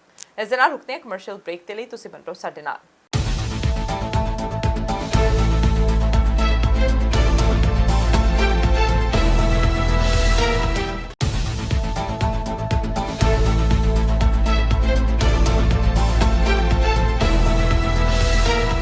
Break तो बाद तुहाडा फिर तो स्वागत है। हुण रुख करदे हां अगली खबर वाल। उधर अमेरिका के राष्ट्रपति डोनाल्ड ट्रंप ने आख्या कि white house corona virus task force की थां अर्थव्यवस्था नूं खोलण वाले समूह बनावेगा। ट्रंप ने आख्या कि जिੱਥੋਂ तक टास्क फोर्स का सवाल है, उपराष्ट्रपति माइक पेंस ਅਤੇ टास्क फोर्स ने बहुत वधिया काम किया, पर हुण असीं कुछ वक्रे तरीके दे नाल इस नूं देख रहे हां। सुरक्षित ओपनिंग लई सानूं एक वखरा समूह स्थापित करन दी लोड़ है। ट्रंप ने कहा कि पेंस की अगवाई वाली टास्क फोर्स ने कोरोना वायरस की शुरुआत तो सेहत के मुद्दों उत्ते देश का प्रभावशाली ढंग दे नाल मार्गदर्शन किया। संभावना है कि अर्थव्यवस्था के मुड़ खोलण के नतीजे वजों कुछ मौतां होणगीਆਂ। उन्होंने आख्या कि की चल रहा है इस ते नज़र रखो, लोग अपनी नौकरियां गुआ रहे हैं, असीं इन्हां नूं वापस लियाउणा ते इही असीं कर रहे हां। Well, I think we're looking at phase 2, and we're looking at other phases. The country's starting to open up. The task force has done a phenomenal job. We have a chart that I just showed somebody. We just got it this morning as I was getting off the plane. And Governor Ducey can explain it better than anybody. When we came in, ventilators were a very, very big deal and very hard to produce. I say, but it is largely true. The complexity is sort of like building a car. We opened up operations all over the country to build them. And hasn't been one person that needed a ventilator that didn't get it, which is amazing. And now we're helping other countries, and we're stockpiling in case some tragedy like this happens again. But this just came out on testing, because I think we are at the point, or maybe we'll soon be at the point, where I can say the exact same thing on testing. These numbers were just released. And this is the United States, the amount of testing and our level of testing and the quality of testing. This is just from Abbott Laboratories. This is, you know what this one is, Jim. It's a 5-minute test. It's a great test. It's something people like, because you don't have to go through a laboratory. You don't have to send it in and send it back, and it takes a couple of days if they do a good job. So this is the testing, and the line here is the United States. We're over 7 million tests. Germany is at 2.5. Italy is less than that. Japan is down here, in South Korea, which we talk about. And again, I'm very friendly with South Korea and with the president of South Korea. And he calls to congratulate us on our great testing. South Korea is over here. One of the reasons we have more cases than any other country by far is because we test much more. So if you test, you can have more cases. If we tested down here, we wouldn't have very many cases. You know, they like to say we have more cases than anybody, but the fact is, when you look at these numbers, and this is the official count. Now, I can't tell you whether or not other countries are giving us the straight deal, but I can say that I know one thing: it's only going to be on the high side, not going to be on the low side. So this is the other countries. These are the United States, and it's incredible. Remember this, and I think it's important to say this, Jim. The quality of our test is also the best. I mean, it's acknowledged to be the best. So again, when we have cases, and we have more cases than anybody else, does anybody really believe that we have more cases than China? But they don't talk about numbers like this, and other countries. But we report everything. And don't you want to hear from the experts? I just want to say that we've done an incredible job on testing. With that being said, we have some additional, including antibody tests coming out, that will even blow these numbers away. But nobody's done the job we've done. Go ahead. We will have certain people, as an example, we have hospitals that we built. We have medical centers that we built. We have people on the task force that focus on that. We have people on the task force that's focused exclusively on ventilators. Well, we have more ventilators now than anybody in the world, and we're helping France, as you know. We're helping France, Italy, Spain, Nigeria. We're giving, I think, 250 to Nigeria. We have many countries that we're helping, but the ventilator problem is solved, so you don't need that. We have now it's sort of a combination of safety and reopening. So we'll have something in a different form. But the task force, for what we've done, I think everybody out there, when they're being very honest, I think the job we've done on testing will shortly be, and maybe even supersede, Doug, the job that we've done on ventilators, which people can't even believe. We had a call the other day with the governors. Mike Pence took the call, and they had, I believe, all 50 governors. And it was, they say, the best call we've had thus far. We're working closely with the governors. They have everything they need. And if they don't have it, and if they don't need it, or if they can't get it locally, then they know that we are stocked and we are ready. And we can have, as an example, we won't need this, but we were ready for weeks to have, we had 10,000 ventilators sitting in various locations with people by the ventilators ready to have those ventilators roll if they needed them in, as an example, Detroit or various other places over the country. So I think that as far as the task force, Mike Pence and the task force have done a great job, but we're now looking at a little bit of a different form, and that form is safety and opening, and we'll have a different group probably set up for that. Are you saying mission accomplished? No, not at all. The mission accomplished is when it's over. When it's over, Jim, mission accomplished. No, I wouldn't say that. ਅਮਰੀਕੀ ਰੱਖਿਆ ਮੰਤਰੀ mark ਐਸਪਰ ਨੇ ਦੋਸ਼ ਲਗਾਇਆ ਕਿ ਚੀਨ ਦੀ ਫੌਜ ਦੱਖਣੀ ਚੀਨ ਸਾਗਰ ਵਿੱਚ ਹਮਲਾਵਰ ਰੁਖ ਅਪਣਾ ਰਹੀ ਹੈ। ਇੰਨਾ ਹੀ ਨਹੀਂ, ਚੀਨ ਦੀ ਹਾਕਮ ਕਮਿਊਨਿਸਟ ਪਾਰਟੀ ਨੇ ਕੋਰੋਨਾ ਵਾਇਰਸ ਨੂੰ ਲੈ ਕੇ ਉਸੇ ਲੱਗ ਰਹੇ ਦੋਸ਼ਾਂ ਤੋਂ ਧਿਆਨ ਭਟਕਾਉਣ ਤੇ ਆਪਣਾ ਅਕਸ ਸੁਧਾਰਨ ਲਈ ਝੂਠੀਆਂ ਸੂਚਨਾਵਾਂ ਫੈਲਾਉਣ ਦੀ ਮੁਹਿੰਮ ਤੇਜ਼ ਕਰ ਦਿੱਤੀ ਹੈ। ਰੱਖਿਆ ਮੰਤਰਾਲੇ ਪੈਂਟਾਗਨ ਵਿੱਚ ਹੋਏ ਪੱਤਰਕਾਰ ਸੰਮੇਲਨ ਵਿੱਚ ਐਸਪਰ ਨੇ ਆਖਿਆ, ਅਸੀਂ ਦੱਖਣੀ ਚੀਨ ਸਾਗਰ ਵਿੱਚ ਪੀਪਲਜ਼ ਲਿਬਰੇਸ਼ਨ ਆਰਮੀ ਦਾ ਹਮਲਾਵਰ ਵਿਵਹਾਰ ਲਗਾਤਾਰ ਦੇਖ ਰਹੇ ਹਾਂ। ਫਿਲੀਪੀਨਸ ਦੇ ਫੌਜੀ ਬੇੜੇ ਨੂੰ ਧਮਕਾਉਣ, ਮੱਛੀਆਂ ਫੜਨ ਵਾਲੀ ਵੀਅਤਨਾਮ ਦੀ ਬੇੜੀ ਡੁਬਾਉਣ ਤੇ ਹੋਰ ਦੇਸ਼ਾਂ ਨੂੰ ਤੇਲ ਅਤੇ ਗੈਸ ਸੰਬੰਧੀ ਸਰਗਰਮੀਆਂ ਨੂੰ ਲੈ ਕੇ ਡਰਾਉਣ ਧਮਕਾਉਣ ਦੇ ਮਾਮਲੇ ਉਸ ਦੇ ਇਸੇ ਵਿਵਹਾਰ ਨੂੰ ਦਰਸਾਉਂਦੇ ਹਨ। ਵਿਸ਼ਵ ਮਹਾਮਾਰੀ ਦੇ ਕਾਰਨ ਜਿੱਥੇ ਕਈ ਦੇਸ਼ ਆਪਣੀਆਂ ਅੰਦਰੂਨੀ ਮਾਮਲਿਆਂ ਨਾਲ ਜੂਝ ਰਹੇ ਹਨ, ਉੱਥੇ ਅਮਰੀਕਾ ਦਾ ਰਣਨੀਤਿਕ ਵਿਰੋਧੀ ਆਪਣੇ ਲਾਭ ਦੀ ਖਾਤਰ ਦੂਜਿਆਂ ਦੀ ਕੀਮਤ ਤੇ ਇਸ ਸੰਕਟ ਦਾ ਫਾਇਦਾ ਉਠਾਉਣ ਦੀ ਕੋਸ਼ਿਸ਼ ਕਰ ਰਿਹਾ। ਉਹਨਾਂ ਆਖਿਆ ਕਿ ਪਿਛਲੇ ਹਫ਼ਤੇ ਅਮਰੀਕੀ ਜਲ ਸੈਨਾ ਦੇ 2 ਜੰਗੀ ਬੇੜਿਆਂ ਨੇ ਦੱਖਣੀ ਚੀਨ ਸਾਗਰ ਵਿੱਚ ਸੁਤੰਤਰ ਵਿਚਰਨ ਕਰਕੇ ਇਹ ਸੰਦੇਸ਼ ਦਿੱਤਾ ਕਿ ਅਸੀਂ ਵੱਡੇ ਅਤੇ ਛੋਟੇ ਸਾਰੇ ਦੇਸ਼ਾਂ ਦੇ ਵੰਜ ਹਿੱਤ ਦੀ ਰੱਖਿਆ ਕਰਨਾ ਜਾਰੀ ਰੱਖਾਂਗੇ। ਇੱਕ ਸਵਾਲ ਦੇ ਜਵਾਬ ਵਿੱਚ ਐਸਪਰ ਨੇ ਆਖਿਆ ਕਿ ਚੀਨ ਕੋਰੋਨਾ ਵਾਇਰਸ ਨੂੰ ਲੈ ਕੇ ਸ਼ੁਰੂਆਤ ਤੋਂ ਹੀ ਪਾਰਦਰਸ਼ੀ ਨਹੀਂ ਰਿਹਾ। ਜੇਕਰ ਚੀਨ ਜ਼ਿਆਦਾ ਪਾਰਦਰਸ਼ੀ ਰਿਹਾ ਹੁੰਦਾ ਤਾਂ ਅਸੀਂ ਇਸ ਵਾਇਰਸ ਨੂੰ ਸਮਝ ਪਾਉਂਦੇ ਤੇ ਸ਼ਾਇਦ ਦੁਨੀਆ ਇਸ ਸਥਿਤੀ ਵਿੱਚ ਹੁੰਦੀ। ਚੀਨ ਨੂੰ ਅਮਰੀਕਾ ਨੂੰ ਇਸ ਬਿਮਾਰੀ ਦੇ ਸ਼ੁਰੂਆਤੀ ਮਰੀਜ਼ਾਂ, ਚੀਨੀ ਖੋਜਕਰਤਾਵਾਂ ਅਤੇ ਵਿਗਿਆਨੀਆਂ ਦੇ ਨਾਲ ਗੱਲ ਕਰਨ ਤੇ ਉਹਨਾਂ ਤੱਕ ਪਹੁੰਚ ਦੀ ਇਜਾਜ਼ਤ ਦੇਣੀ ਚਾਹੀਦੀ ਹੈ। ਐਸਪਰ ਨੇ ਆਖਿਆ ਕਿ ਉਸਨੇ ਜੋ ਕੁਝ ਵੀ ਕੀਤਾ ਜਾਂ ਉਹ ਜੋ ਕੁਝ ਵੀ ਕਰਨ ਵਿੱਚ ਨਾਕਾਮ ਰਿਹਾ, ਉਸ ਦੇ ਬਾਅਦ ਹੁਣ ਉਹ ਇਹ ਕਹਿਣਾ ਚਾਹੁੰਦੇ ਹਨ ਕਿ ਸਾਡੇ ਕੋਲ ਮਾਸਕ ਹਨ, ਅਸੀਂ ਤੁਹਾਨੂੰ ਮਾਸਕ ਦੇਵਾਂਗੇ, ਅਸੀਂ ਤੁਹਾਨੂੰ ਇਹ ਦੇਵਾਂਗੇ, ਉਹ ਦੇਵਾਂਗੇ, ਅਸੀਂ ਤੁਹਾਨੂੰ ਆਰਥਿਕ ਮਦਦ ਦੇਵਾਂਗੇ। ਦੇਖੋ ਅਸੀਂ ਕਿੰਨੀ ਚੀਜ਼ ਚੰਗੀ ਕਰ ਰਹੇ ਹਾਂ, ਪਰ ਅਸੀਂ ਜਾਣਦੇ ਹਾਂ ਕਿ ਉਹ ਜਿਹੜੇ ਮਾਸਕ ਮੁਹੱਈਆ ਕਰਵਾ ਰਹੇ ਹਨ ਉਹ ਚੰਗੇ ਨਹੀਂ ਹਨ। ਚੀਨ ਹੋਰ ਦੇਸ਼ਾਂ ਨੂੰ ਕਹਿ ਰਿਹਾ ਕਿ ਤੁਸੀਂ ਇਹ ਮਾਸਕ ਲਓ, ਪਰ ਜਨਤਕ ਤੌਰ ਤੇ ਇਹ ਕਹੋ ਕਿ ਅਸੀਂ ਕਿੰਨਾ ਚੰਗਾ ਕੰਮ ਕਰ ਰਹੇ ਹਾਂ। ਉਹ ਕਈ ਚੀਜ਼ਾਂ ਦੇ ਨਾਲ ਆਪਣਾ ਅਕਸ ਬਿਹਤਰ ਬਣਾਉਣ ਦੀ ਕੋਸ਼ਿਸ਼ ਕਰ ਰਹੇ ਹਨ। ਤੇ ਕੋਰੋਨਾ ਵਾਇਰਸ ਤੋਂ ਪ੍ਰਭਾਵਿਤ ਪਾਏ ਜਾਣ ਤੋਂ ਬਾਅਦ ਬ੍ਰਿਟੇਨ ਦੇ ਪ੍ਰਧਾਨ ਮੰਤਰੀ ਬੋਰਿਸ ਜੌਨਸਨ ਪਹਿਲੀ ਵਾਰ ਦੇਸ਼ ਦੇ ਹੇਠਲੇ ਸਦਨ ਹਾਊਸ ਆਫ ਕਾਮਨਸ ਵਿੱਚ ਬੁੱਧਵਾਰ ਨੂੰ ਹਾਜ਼ਰ ਹੋਏ।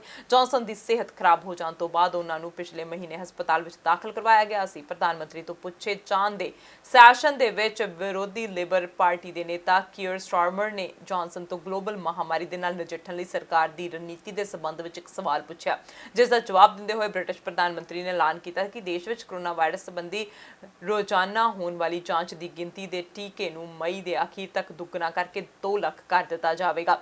ਉਹਨਾਂ ਨੇ ਸਟਾਰਮਰ ਦੇ ਸਵਾਲ ਦੇ ਜਵਾਬ ਵਿੱਚ ਆਖਿਆ ਕਿ ਅਸੀਂ ਹਰ ਰੋਜ਼ 1 ਲੱਖ ਨਮੂਨਿਆਂ ਦਾ ਟੈਸਟ ਕਰ ਰਹੇ ਹਾਂ, ਬਲੱਡ ਜਾਂਚ ਕਰ ਰਹੇ ਹਾਂ। ਸਾਡਾ ਟੀਚਾ ਇਸ ਮਹੀਨੇ ਦੇ ਅਖੀਰ ਤੱਕ ਹਰ ਰੋਜ਼ 2 ਲੱਖ ਲੋਕਾਂ ਦੀ ਜਾਂਚ ਕਰਨਾ ਹੈ ਅਤੇ ਇਸ ਤੋਂ ਬਾਅਦ ਇਸ ਗਿਣਤੀ ਨੂੰ ਹੋਰ ਵਧਾਉਣਾ। ਜੌਨਸਨ ਨੇ ਸੰਸਦ ਮੈਂਬਰਾਂ ਨੂੰ ਆਖਿਆ ਕਿ ਬ੍ਰਿਟੇਨ ਦੀ ਅਰਥ ਵਿਵਸਥਾ ਨੂੰ ਜਲਦੀ ਪਟੜੀ ਤੇ ਲਿਆਉਣ ਲਈ ਜਾਂਚ ਗਿਣਤੀ ਵਧਾਏ ਜਾਣ ਦੀ ਜ਼ਰੂਰਤ ਹੈ। ਉਹਨਾਂ ਪੁਸ਼ਟੀ ਕੀਤੀ ਹੈ ਕਿ ਵਾਇਰਸ ਨੂੰ ਕਾਬੂ ਕਰਨ ਲਈ ਲਾਗੂ ਕੀਤੇ ਗਏ ਲਾਕਡਾਊਨ ਵਿੱਚ ਢਿੱਲ ਦੇਣ ਦੇ ਸਬੰਧ ਵਿੱਚ ਅਗਲੇ ਸੋਮਵਾਰ ਨੂੰ ਸੰਸਦ ਵਿੱਚ ਬਿਆਨ ਜਾਰੀ ਕੀਤਾ ਜਾਵੇਗਾ। ਅਜਿਹਾ ਮੰਨਿਆ ਜਾ ਰਿਹਾ ਹੈ ਕਿ ਜੌਨਸਨ ਐਤਵਾਰ ਨੂੰ ਟੀਵੀ ਦੇ ਜ਼ਰੀਏ ਦੇਸ਼ ਨੂੰ ਸੰਬੋਧਨ ਕਰਨਗੇ, ਜਿਸ ਵਿੱਚ ਉਹ ਬ੍ਰਿਟੇਨ ਦੀ ਅਰਥ ਵਿਵਸਥਾ ਨੂੰ ਫਿਰ ਤੋਂ ਅੱਗੇ ਵਧਾਉਣ ਦੇ ਸਬੰਧ ਵਿੱਚ ਜਾਣਕਾਰੀ ਦੇਣਗੇ।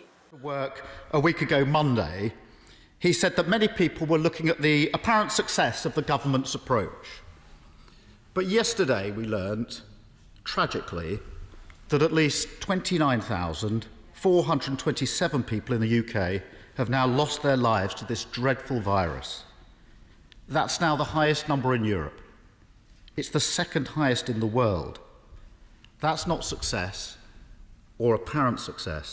So can the Prime Minister tell us how on earth did it come to this? We've heard from Professor David Spiegelhalter and others that at this stage, I don't think that international comparisons and the data is yet there to draw the conclusions that we want. The argument that international comparisons can't really be made when the government's been using slides like this for weeks to do international comparison just really doesn't hold water. I'm afraid that many people are concluding that the answer to my question is that the UK was slow into lockdown, slow on testing, slow on tracing, and slow on the supply of protective equipment. Deaths in care homes continue to go up. Why hasn't the government got to grips with this already? Well, actually, Mr. Speaker, I mean, he's quite right, of course, to look at the crisis in care homes, and he's absolutely right to say that there's an epidemic going on in care homes, which is something I bitterly regret. I can tell him actually that he's not right in what he just said about the state of the epidemic in care homes. As he looks at the figures, in the last few days, there has been a palpable improvement. On Monday, there were just 84,000 tests, and that meant 24,000 available tests were not used. What does the Prime Minister think was so special about the 30th of April that meant that testing that day was so high? The ambition clearly is to get up to 200,000 a day by the end of this month, and then to go even higher. And as he knows and the whole House will know, testing, a fantastic testing regime is going to be absolutely critical. ਤੇ corona infection ਫੈਲਣ ਤੋਂ ਰੋਕਣ ਲਈ ਲਗਾਏ lockdown ਦੇ ਕਾਰਨ Britain ਵਿੱਚ ਕਾਰਾਂ ਦੀ ਵਿਕਰੀ ਬੁਰੀ ਤਰ੍ਹਾਂ ਪ੍ਰਭਾਵਿਤ ਹੋਈ ਹੈ। Society for motor manufacturing and trades ਮੁਤਾਬਿਕ ਅਪ੍ਰੈਲ 2020 ਵਿੱਚ ਬ੍ਰਿਟੇਨ ਵਿੱਚ ਸਿਰਫ 4000 ਕਾਰਾਂ ਦੀ ਰਜਿਸਟ੍ਰੇਸ਼ਨ ਹੋਈ ਹੈ। ਪਿਛਲੇ ਸਾਲ ਦੀ ਇਸੇ ਮਿਆਦ ਮੁਕਾਬਲੇ ਇਸ ਸਾਲ ਕਾਰਾਂ ਦੀ ਵਿਕਰੀ ਵਿੱਚ 97% ਘਾਟਾ ਪਿਆ। SMMT ਦੇ ਚੀਫ ਐਗਜ਼ੀਕਿਊਟਿਵ ਮਾਈਕ ਹਾਸ ਨੇ ਦੱਸਿਆ ਕਿ ਅਪ੍ਰੈਲ ਵਿੱਚ ਜਿਨ੍ਹਾਂ 4000 ਕਾਰਾਂ ਦੀ ਰਜਿਸਟ੍ਰੇਸ਼ਨ ਹੋਈ ਉਹਨਾਂ ਵਿੱਚੋਂ 70% ਕਾਰਾਂ ਦੀ ਖਰੀਦਦਾਰੀ ਕੰਪਨੀਆਂ ਨੇ ਆਪਣੀ ਫਲੀਟ ਵਿੱਚ ਸ਼ਾਮਿਲ ਕਰਨ ਲਈ ਕੀਤੀ ਹੈ। ਕਰੋਨਾ ਇਨਫੈਕਸ਼ਨ ਫੈਲਣ ਤੋਂ ਰੋਕਣ ਲਈ ਬ੍ਰਿਟੇਨ ਵਿੱਚ ਸਾਰੇ ਕਾਰ ਸ਼ੋਰੂਮ ਬੰਦ ਹਨ। ਹਾਜ ਨੇ ਆਖਿਆ ਕਿ ਜਦੋਂ ਤੁਸੀਂ ਸਾਰੇ ਕਾਰ ਸ਼ੋਰੂਮ ਨੂੰ ਪੂਰੇ ਅਪ੍ਰੈਲ ਬੰਦ ਕਰਨ ਲਈ ਕਹੋਗੇ ਤਾਂ ਕਾਰਾਂ ਦੇ ਨਾਂ ਦੇ ਬਰਾਬਰ ਵਿਕਰੀ ਤੇ ਹੈਰਾਨੀ ਨਹੀਂ ਹੋਣੀ ਚਾਹੀਦੀ। ਇੰਡਸਟਰੀ ਨਾਲ ਜੁੜੇ ਸੰਗਠਨਾਂ ਦਾ ਕਹਿਣਾ ਕਿ 2020 ਵਿੱਚ 1.68 ਮਿਲੀਅਨ ਨਵੀਆਂ ਕਾਰਾਂ ਦੀ ਰਜਿਸਟ੍ਰੇਸ਼ਨ ਹੋਣ ਦੀ ਆਸ ਹੈ, ਜਦੋਂ ਕਿ 2019 ਵਿੱਚ 2.3 ਮਿਲੀਅਨ ਕਾਰਾਂ ਦੀ ਰਜਿਸਟ੍ਰੇਸ਼ਨ ਹੋਈ ਸੀ। ਹਾਜ ਨੇ ਆਖਿਆ ਕਿ ਬ੍ਰਿਟੇਨ ਦੇ ਕੁਝ ਕਾਰ ਨਿਰਮਾਤਾਵਾਂ ਦਾ ਸਟਾਫ ਇਸ ਹਫ਼ਤੇ ਕੰਮ ਤੇ ਪਰਤ ਆਵੇਗਾ, ਪਰ ਉਤਪਾਦਨ ਦੇ ਪੂਰੀ ਤਰ੍ਹਾਂ ਸਮਰੱਥਾ ਤੇ ਪਰਤਣ ਵਿੱਚ ਲੰਮਾ ਸਮਾਂ ਲੱਗ ਸਕਦਾ ਹੈ। SMMT ਦੇ ਇੱਕ ਪ੍ਰਮੋਟਰ ਦੇ ਮੁਤਾਬਿਕ ਇਨ੍ਹਾਂ 40,000 ਕਾਰਾਂ ਦੀ ਵਿਕਰੀ ਪ੍ਰਮੁੱਖ ਕੰਮਾਂ ਦੇ ਨਾਲ ਜੁੜੇ ਵਰਕਸ ਦੇ ਲਈ ਕੀਤੀ ਗਈ ਹੈ, ਜਿਨ੍ਹਾਂ ਦੀ ਇਹਨਾਂ ਨੂੰ ਕਾਫੀ ਲੋੜ ਸੀ। ਉਹਨਾਂ ਦੱਸਿਆ ਕਿ ਇਹ ਕਾਰਾਂ ਡੀਲਰਸ਼ਿਪ ਦੀ ਥਾਂ ਬੈਂਕ ਵਿਕਰੇਤਾ ਜਾਂ ਸਿੱਧੇ ਮੈਨੂਫੈਕਚਰਰਸ ਦੇ ਕੋਲ ਕੀਤੀਆਂ ਗਈਆਂ ਹਨ। ਅੰਕੜਿਆਂ ਦੇ ਮੁਤਾਬਿਕ ਪਿਛਲੇ ਸਾਲ ਅਪ੍ਰੈਲ ਵਿੱਚ 1,61,064 ਨਵੀਆਂ ਕਾਰਾਂ ਦੀ ਰਜਿਸਟ੍ਰੇਸ਼ਨ ਹੋਈ ਸੀ, ਜੋ ਇਸ ਸਾਲ ਘਟ ਕੇ 4000 ਰਹਿ ਗਈ ਹੈ। ਤੇ ਆਪਣੇ ਖਾਸ ਸਟਾਈਲ ਲਈ ਮਸ਼ਹੂਰ ਵਹੀਕਲ ਕੰਪਨੀ ਟੈਸਲਾ ਦੇ CEO ਐਲਨ ਮਸਕ ਨੇ ਇੱਕ ਵਾਰ ਫਿਰ ਦੁਨੀਆ ਨੂੰ ਹੈਰਾਨ ਕਰ ਦਿੱਤਾ। ਐਲਨ ਹਾਲ ਹੀ ਦੇ ਵਿੱਚ ਪਿਤਾ ਬਣੇ ਹਨ। ਉਹਨਾਂ ਨੇ ਟਵਿੱਟਰ ਤੇ ਆਪਣੇ ਬੇਟੇ ਦਾ ਨਾਮ ਸ਼ੇਅਰ ਕੀਤਾ। ਇਹ ਨਾਮ ਸਾਹਮਣੇ ਆਉਂਦੇ ਹੀ ਯੂਜ਼ਰਸ ਹੈਰਾਨ ਰਹਿ ਗਏ ਹਨ। ਐਲਨ ਨੇ ਟਵੀਟ ਦੇ ਜਵਾਬ ਵਿੱਚ ਲਿਖਿਆ ਕਿ ਉਹਨਾਂ ਨੇ ਆਪਣੇ ਬੇਟੇ ਦਾ ਨਾਮ XAEA12 ਰੱਖਿਆ। ਕੁਝ ਦਿਨ ਪਹਿਲਾਂ ਹੀ ਐਲਨ ਦੀ ਪਾਰਟਨਰ ਸਿੰਗਰ ਨੇ ਬੇਟੇ ਨੂੰ ਜਨਮ ਦਿੱਤਾ ਸੀ। ਇਸ ਦੇ ਬਾਅਦ ਐਲਨ ਟਵਿੱਟਰ ਤੇ ਲੋਕਾਂ ਦੇ ਸਵਾਲਾਂ ਦਾ ਜਵਾਬ ਦੇ ਰਹੇ ਹਨ। ਇਸ ਵਿੱਚ ਇੱਕ ਯੂਜ਼ਰ ਨੇ ਉਹਨਾਂ ਦੇ ਬੇਟੇ ਦਾ ਨਾਮ ਪੁੱਛ ਲਿਆ। ਇਸ ਦੇ ਜਵਾਬ ਵਿੱਚ ਐਲਨ ਨੇ ਦੱਸਿਆ ਕਿ ਬੇਟੇ ਦਾ ਨਾਮ XAE ਜੁਆਇੰਟ ਲੈਟਰ A12 ਰੱਖਿਆ ਗਿਆ। ਲੋਕਾਂ ਨੂੰ ਨਾ ਸਿਰਫ ਇਹ ਮਜ਼ਾਕ ਲੱਗਾ, ਸਗੋਂ ਕਿਸੇ ਨੂੰ ਇਸ ਦਾ ਮਤਲਬ ਵੀ ਸਮਝ ਨਹੀਂ ਆਇਆ। ਤੇ ਉਧਰ ਐਂਟੋਨੀਓ ਗੁਤਰੇਸ ਸੰਯੁਕਤ ਰਾਸ਼ਟਰ ਦੇ ਸਕੱਤਰ ਜਨਰਲ ਨੇ ਅਪਾਹਜ ਵਿਅਕਤੀਆਂ ਤੇ COVID-19 ਬਾਰੇ ਨੀਤੀ ਸੰਖੇਪ ਦੀ ਸ਼ੁਰੂਆਤ ਤੇ ਟਿੱਪਣੀ ਕੀਤੀ ਹੈ। COVID-19 ਸੰਕਟ ਸਾਡੇ ਸਮਾਜ ਦੇ ਹਰ ਪਹਿਲੂ ਨੂੰ ਪ੍ਰਭਾਵਿਤ ਕਰ ਰਿਹਾ ਹੈ। ਅੱਜ ਮੈਂ ਇਸ ਵੱਲ ਧਿਆਨ ਦੇ ਰਿਹਾ ਹਾਂ ਕਿ ਇਹ ਮਹਾਮਾਰੀ ਕਿਸ ਤਰ੍ਹਾਂ ਪ੍ਰਭਾਵਿਤ ਕਰ ਰਹੀ ਹੈ ਵਿਸ਼ਵ ਦੇ ਅਰਬ ਅਪਾਹਜ ਲੋਕਾਂ ਨੂੰ। ਇੱਥੋਂ ਤੱਕ ਕਿ ਆਮ ਸਥਿਤੀਆਂ ਵਿੱਚ ਵੀ ਅਪਾਹਜ ਲੋਕਾਂ ਲਈ ਸਿੱਖਿਆ, ਸਿਹਤ ਸੇਵਾਵਾਂ, ਆਮਦਨੀ ਦੇ ਅਵਸਰ ਪ੍ਰਾਪਤ ਕਰਨ ਜਾਂ ਕਮਿਊਨਿਟੀ ਵਿੱਚ ਹਿੱਸਾ ਲੈਣ ਦੇ ਬਹੁਤ ਸਾਰੇ ਘੱਟ ਮੌਕੇ ਹਨ। ਮਹਾਮਾਰੀ ਨੇ ਇਹਨਾਂ ਅਸਮਾਨਤਾਵਾਂ ਨੂੰ ਹੋਰ ਡੂੰਘਾ ਕੀਤਾ ਅਤੇ ਇਸ ਨੇ ਨਵੀਂ ਕਿਸਮ ਦੇ ਖਤਰੇ ਪੈਦਾ ਕੀਤੇ ਹਨ। ਉਹਨਾਂ ਆਖਿਆ ਕਿ ਹਾਦਸਿਆਂ ਦੀ ਗੱਲ ਕਰੀਏ, ਅਪਾਹਜ ਲੋਕ ਵੀ ਇਸ ਸੰਕਟ ਦੇ ਸਭ ਤੋਂ ਵੱਧ ਦੁਖੀ ਲੋਕਾਂ ਵਿੱਚੋਂ ਸ਼ਾਮਲ ਹਨ। ਸਾਨੂੰ ਮਹਾਮਾਰੀ ਦੇ ਦੌਰਾਨ ਸਿਹਤ ਸੇਵਾਵਾਂ ਤੇ ਜੀਵਨ ਬਚਾਉਣ ਦੀ ਪ੍ਰਕਿਰਿਆ ਦੇ ਲਾਭ ਪ੍ਰਦਾਨ ਕਰਨ ਲਈ ਅਪਾਹਜ ਲੋਕਾਂ ਦੇ ਬਰਾਬਰ ਅਧਿਕਾਰਾਂ ਦੀ ਗਰੰਟੀ ਦੇਣੀ ਪਵੇਗੀ। ਮੈਂ ਸਾਰੇ ਦੇਸ਼ਾਂ ਨੂੰ ਅਪੀਲ ਕਰਦਾ ਹਾਂ ਕਿ COVID-19 ਨੂੰ ਮੁਕਾਬਲਾ ਕਰਨ ਅਤੇ ਉਹਨਾਂ ਨੂੰ ਪਛਾੜਨ ਦੀਆਂ ਕੋਸ਼ਿਸ਼ਾਂ ਵਿੱਚ ਅਪਾਹਜ ਵਿਅਕਤੀਆਂ ਦੀ ਵੱਡੀ ਦੇਖਭਾਲ ਕਰਨ, ਉਹਨਾਂ ਦੀ ਰਾਏ ਜਾਣਨ ਅਤੇ ਉਹਨਾਂ ਨਾਲ ਸੰਪਰਕ ਬਣਾਈ ਰੱਖਣ। ਦਰਅਸਲ ਅਪਾਹਜ ਵਿਅਕਤੀਆਂ ਦੇ ਅਧਿਕਾਰਾਂ ਦਾ ਨਿਵੇਸ਼ ਕਰਕੇ ਅਸੀਂ ਆਪਣੇ ਸਾਂਝੇ ਭਵਿੱਖ ਵਿੱਚ ਨਿਵੇਸ਼ ਕਰਦੇ ਹਾਂ। The COVID-19 crisis is affecting every aspect of our societies, revealing the extent of exclusion that the most marginalized members of society experience. Today, I would like to highlight how the pandemic is affecting the world's 1 billion people with disabilities. Even under normal circumstances, persons with disabilities are less likely to access education, healthcare, and income opportunities or participate in the community. This is exacerbated for those in humanitarian and fragile contexts. People with disabilities are more likely to live in poverty, and they experience higher rates of violence, neglect, and abuse. The pandemic is intensifying these inequalities and producing new threats. Today, we are launching a report that recommends a disability-inclusive response and recovery for everyone. People with disabilities are among the hardest hit by COVID-19. They face a lack of accessible public health information, significant barriers to implement basic hygiene measures, and inaccessible health facilities. If they contract COVID-19, many are more likely to develop severe health conditions which may result in death.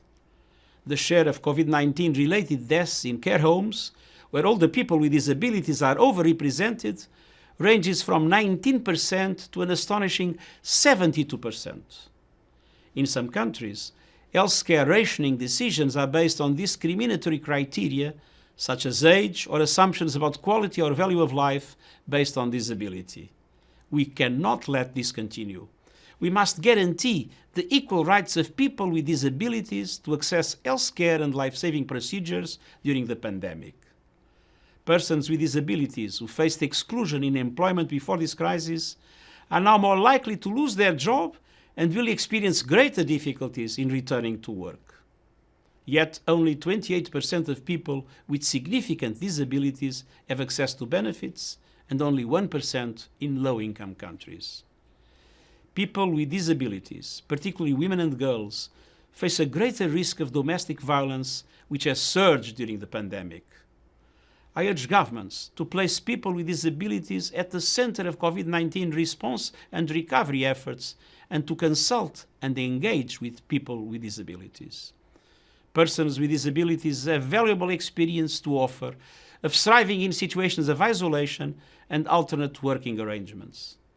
Looking to the future, we have a unique opportunity to design and implement more inclusive and accessible societies to achieve the Sustainable Development Goals. Last year, I launched the United Nations Disability Inclusion Strategy to ensure the UN system is doing its part. The strategy represents the UN's commitment to achieve transformative and lasting change. When we secure the rights of people with disabilities, we are investing in our common future. ਇਸ ਨਾਲ ਦੀਆਂ ਖਬਰਾਂ ਪਰ ਜਾਣ ਤੋਂ ਪਹਿਲਾਂ ਇੱਕ ਨਜ਼ਰ ਫਿਰ ਤੋਂ ਹੈਡਲਾਈਨਸ ਤੇ। BC ਵਿੱਚ ਮਈ ਦੇ ਅੱਧ ਵਿੱਚ ਆਰਥਿਕਤਾ ਮੁੜ ਖੋਲ੍ਹਣ ਦੀ ਯੋਜਨਾ ਦੀ ਕੀਤੀ ਗਈ ਘੋਸ਼ਣਾ। ਵੈਨਕੂਵਰ ਪੁਲਿਸ ਨੇ ਜ਼ਬਤ ਕੀਤੇ ਨਸ਼ੀਲੇ ਪਦਾਰਥ ਅਤੇ ਹਥਿਆਰ। ਅਸੌਲਟ ਹਥਿਆਰਾਂ ਉੱਤੇ ਪਾਬੰਦੀ ਲਗਾਉਣ ਦੇ ਲਿਬਰਲ ਸਰਕਾਰ ਦੇ ਪ੍ਰਸਤਾਵ ਉੱਤੇ ਵਿਰੋਧੀ ਪਾਰਟੀਆਂ ਨੂੰ ਇਤਰਾਜ਼। ਟਰੰਪ ਨੇ ਕੋਰੋਨਾ ਵਾਇਰਸ ਟਾਸਕ ਫੋਰਸ ਦੀ ਕੀਤੀ ਪ੍ਰਸ਼ੰਸਾ। ਕੇਅਰ ਸਟਾਰਮਰ ਦੀ PMQs ਦੇ ਦੌਰਾਨ ਬੋਰਿਸ ਜੌਨਸਨ ਦੇ ਨਾਲ ਹੋਈ ਪਹਿਲੀ ਬਹਿਸ। ਸੰਯੁਕਤ ਰਾਸ਼ਟਰ ਦੇ ਮੁਖੀ ਨੇ ਅਪਾਹਜ ਵਿਅਕਤੀਆਂ ਤੇ COVID-19 ਤੇ ਨੀਤੀ ਸੰਖੇਪ ਦੀ ਸ਼ੁਰੂਆਤ ਸਮੇਂ ਦਿੱਤਾ ਸੰਦੇਸ਼। ਦੇਸ਼ ਦੁਨੀਆ ਦੀਆਂ ਤਾਜ਼ਾ ਖਬਰਾਂ ਲਈ ਤੁਸੀਂ ਬਣੇ ਰਹੋ ਸਾਡੇ ਨਾਲ। ਮੈਨੂੰ ਦਿਓ ਇਜਾਜ਼ਤ। ਸਤਿ ਸ਼੍ਰੀ ਅਕਾਲ।